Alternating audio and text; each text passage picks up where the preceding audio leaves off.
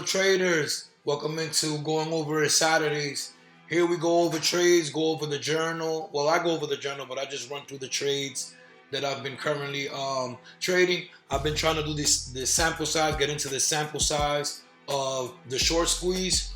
Took a break from short selling. I'm a predominantly short seller, but there's been so many short squeezes. And usually the end of the year, I'll be getting my ass handed to me.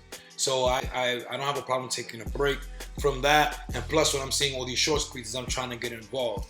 But today I want to talk about when excitement leads to deviating. Sometimes you get involved in things, you get excited, and you start deviating from the initial plan that you had. And like I said, my initial plan was short squeezes at the open, basically like dip and rips. And when I see that short sellers are caught up, my thing was I'm a long all the things that I stay away from because I know they short squeeze from the short seller's perspective. And that's usually, nano floats, low floats under 10 million, so on and so forth. So let's start with Revb. Pre-market, we have had crazy spikers that spike crazy. They've been doing it, so I was trying to get involved in it, and this is what I'm talking about, excitement. So since it's been happening, I even caught one. I told you guys in the past, that time I made $1 on a trade and all of that good stuff. So I usually look for when it pops at 4 in the morning and starts showing lower highs.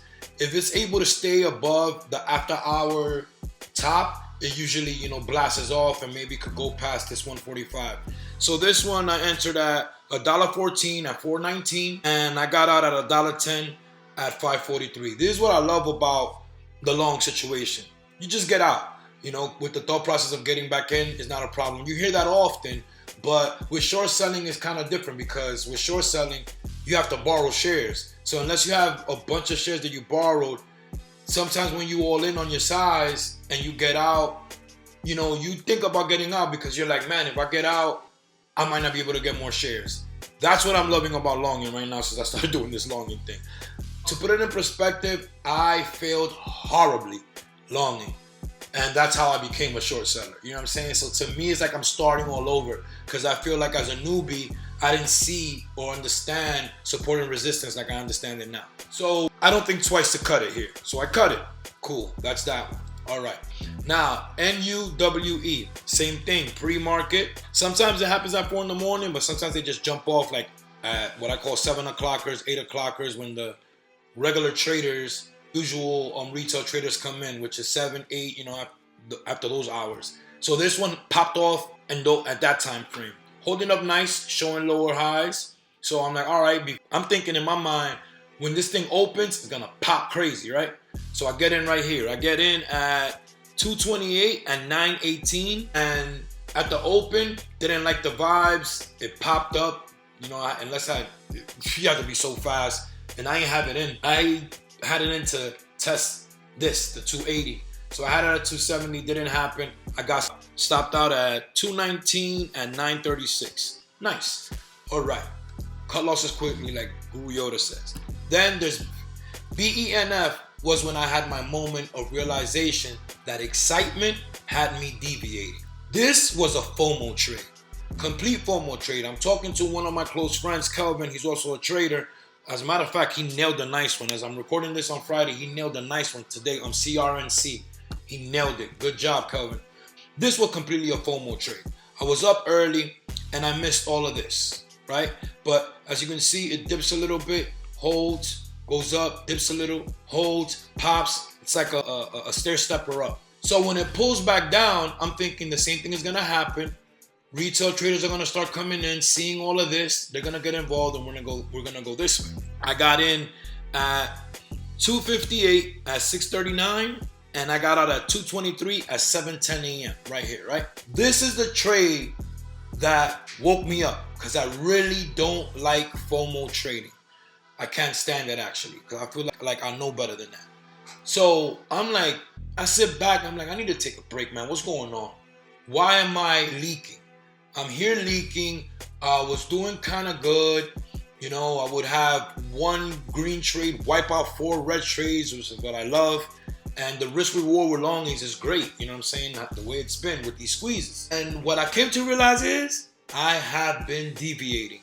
My sample size of the squeeze play is not in pre-market. It is not in pre-market. It's at the open. Where I knew as a short seller that if something opens and it dips and it starts consolidating and comes back up, once it goes red on the day, say I take a shot, it goes red on the day and it comes this way and it starts consolidating and going up and showing higher lows and goes back green on the day above the intraday open, usually ends up in a squeeze. And if it passes the first initial high, forget about it. It's on to the races as far as a squeeze. If you're a short seller, you don't get out by these times that I'm talking about, back green on the intraday, passing the initial higher day, it's fucking trouble. I've been squeezed so many times.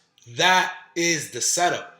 That is the sample size that I was creating, that I was intending to create with my 40 trade sample size. And I deviated. I started to see what was going on in pre-market, or the action in pre-market. I wanted to get involved, so on and so forth. Yeah, there's times to take shots pre-market, but not the way I was taking them.